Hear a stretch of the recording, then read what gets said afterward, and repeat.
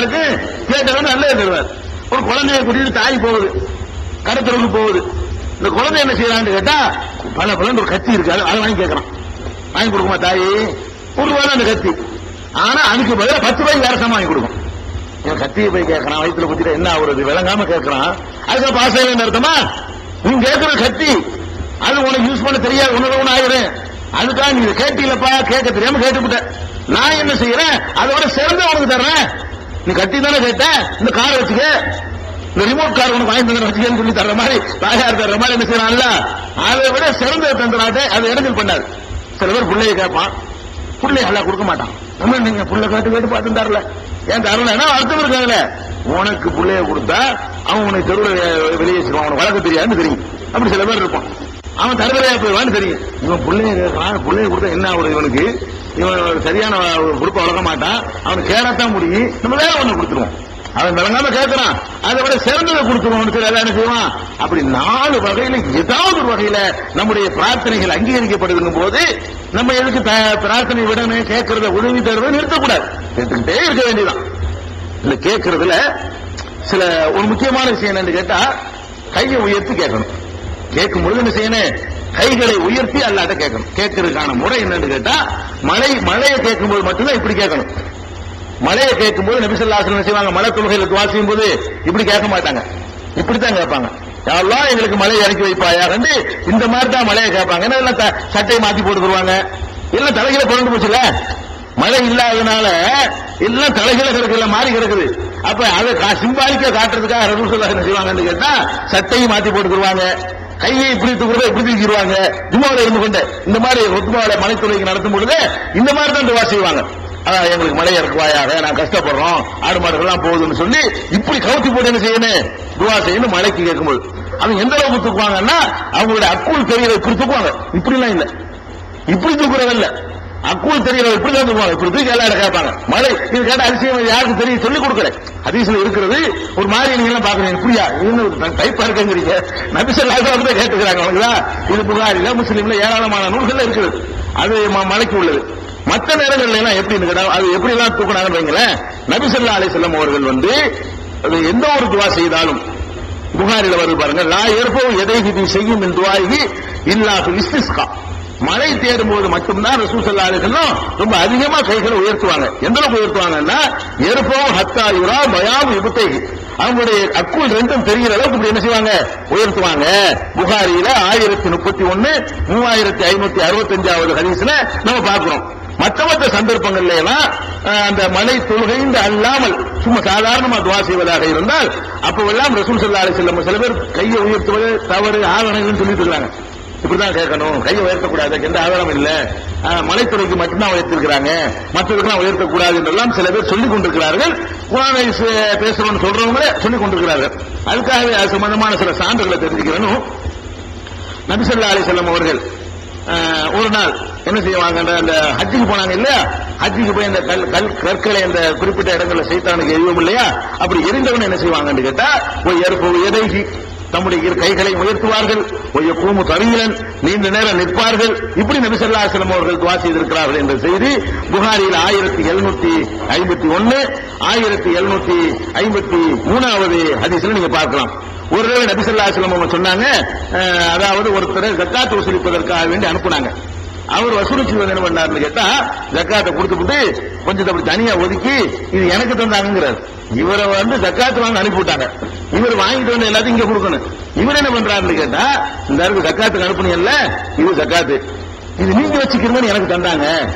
இவர் நேர்மையான ஆளு, இல்லன்னா அவர் அனுப்பிட்டு போயிடலாம்ல. அவர் உண்மையில கொடுத்துருக்காங்க, இல்லன்னா அவர் யார் ரசூலுல்லாஹி சொல்லாம கூட வச்சுக்கலாம், எடுத்துட்டு போயிருக்கலாம்.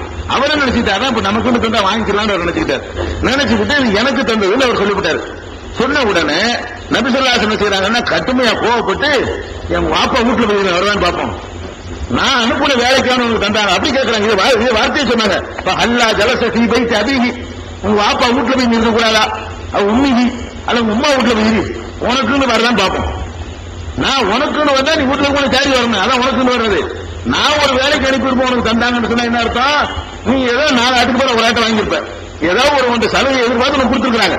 ஏதாவது நீ ஜக்காத் வசூலிக்க போன ஆள்கிட்ட கம்பல்சரி வசூல் தானே, விரும்பி கொடுக்கறது இல்ல, கம்பளா வசூல் பண்ணும் பொழுது இவரை கொஞ்சம் கூல் பண்ணிக்கிட்டோம்னா கொஞ்சம் பார்த்து ஒரு மாதிரி எடுத்துட்டு போவாருன்னு சொல்லி கொடுத்துருக்காங்க.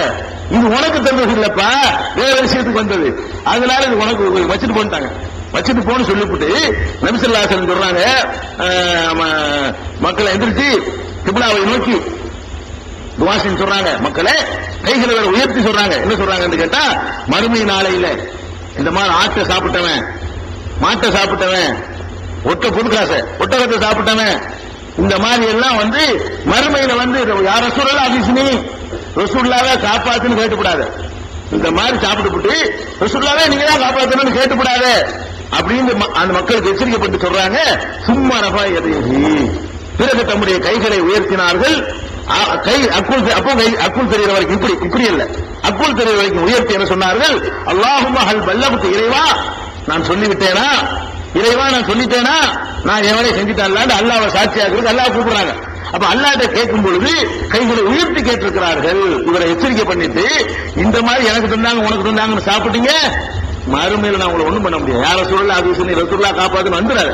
இங்கேயும் சொல்லிவிட்டேன், எச்சரிக்கை வேண்டியது இங்கேயும் நான் சொல்லிவிட்டேன் அப்படின்னு ரசூல் ஸல்லல்லாஹு அலைஹி வஸல்லம் சொன்னதாக புகாரியில 2597, 6979, 7147, 7197 ஆகிய ஹதீஸ்கள் எல்லாம் இருக்கிறது நம்ம பார்க்கணும். அதே மாதிரி ஹாலித் இப்னு வலீத் அவர்கள் என்ன செய்யறாங்கன்னு கேட்டா, ஒரு கூட்டத்துக்கு அனுப்பி வைக்கிறாங்க. அங்க ஒரு இது என்னன்னா யுத்தம். அதுல என்ன பண்ணிட்டாருன்னா, அவரு இஸ்லாத்தை ஏத்துக்கணும் சொல்றாரு. இஸ்லாத்தை ஏத்துக்கணும் சண்டைக்கு வர மாட்டேன்னு அர்த்தம். எதிரிகள் வந்து அந்த கருத்தை சொன்னாங்கன்னா நாங்க யுத்தத்துக்கு வர ரெடியா இல்லைன்னு அர்த்தம். இவன் உயிரை காப்பாத்திருக்கா பொய் சொல்றான்னு நினைச்சுக்கிட்டு இவர் சீவிட்டார், ஆளை காலி பண்ணி விட்டார். உடனே ரசூல் ஸல்லல்லாஹு அலைஹி வஸல்லம் வந்து என்ன செய்யறாங்க, இந்த செய்தி கேள்விப்பட்ட உடனே கடுமையா கோபப்பட்டு உடனே கையை உயர்த்துறாங்க. இந்த செய்தி கேள்விப்பட்ட உடனே ரஃபான் நபி ஸல்லல்லாஹு அலைஹி வஸல்லம் இதஹு, நபி ஸல்லல்லாஹு அலைஹி வஸல்லம் கைகளை உயர்த்தி சொன்னார்கள், அல்லாஹும்ம இன்னி அப்ரவு இலைக்க மிம்மா ஸனா ஹாலித் மர்ரத்தைன், யா அல்லாஹ் இந்த ஹாலித் செஞ்ச வேலையில நான் விலகி கொண்டவன், என்னை பிடிச்சிடாத. இவர் வந்து ஒருத்தன் நான் ஏற்றுக்கொள்றேன், நான் வந்து சண்டைக்கு வரலன்னு சொல்லும் பொழுது அதை நம்பாம அதுக்கு மேல இவர் உள்ளத்தை நுழைஞ்சு பார்த்த மாதிரி ஒருத்தனை கொண்டு விட்டாரு. இந்த செயலுக்கு நான் பொறுப்பு இல்லையா, நான் இதிலிருந்து விலகி கொண்டவன், இந்த ஹாலித் செஞ்ச வேலைக்கு வந்து என்னைய தண்டிச்சிடாத என்று நபி ஸல்லல்லாஹு அலைஹி வஸல்லம் அவர்கள் கைகளை உயர்த்தி 2 தடவை சொன்னாங்க.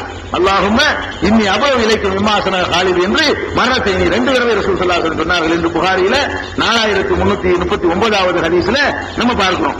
அதே மாதிரி ஒரு ஆள் வந்து உபைத் அபி ஆமீர் என்ற ஒருவருக்காக வேண்டி அவர் உதவி செய்யறதுக்கு தண்ணி எடுத்து வைக்கிறார்.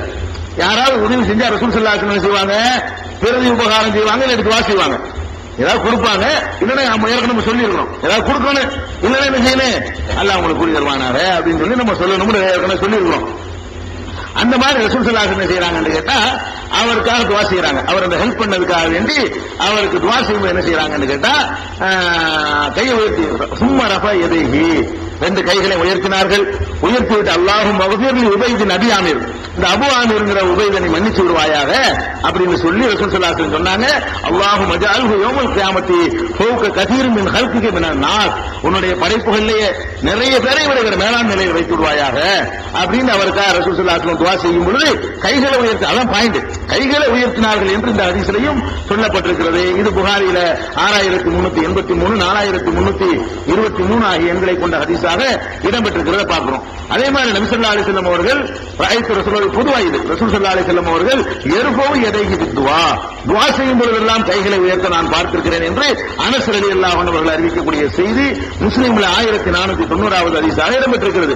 இப்ராஹிம் அலைஹிஸ்ஸலாத்து வஸலாம் அவர்கள் தன்னுடைய மனைவி ஹாஜர் அவர்களையும் அவங்களுடைய மகன் இஸ்மாயில் அலைஹி கை குழந்தை கொண்டே பாலைவனத்தில் கொண்டு விடுறாங்க. அல்லாஹ்வுடைய கட்டளை ஏற்று அந்த மக்காங்கிற ஒரு ஊரை உண்டாக்குறதுக்காக வேண்டி அல்லாஹ் என்ன செய்யறான்னு கேட்டா, அங்க ஒரு குடியமர்த்தான், தன்னுடைய இப்ராஹிம் நபியுடைய மனைவியை குடியமர்த்தி அங்க ஒரு ஊர் உண்டாகணும், பெருமானார் ஸல்லல்லாஹு அலைஹி வஸல்லம் வருவதற்கு அடித்தளமா அங்க மக்கா உண்டாகணும், மனிதர்கள் பெருகணும்.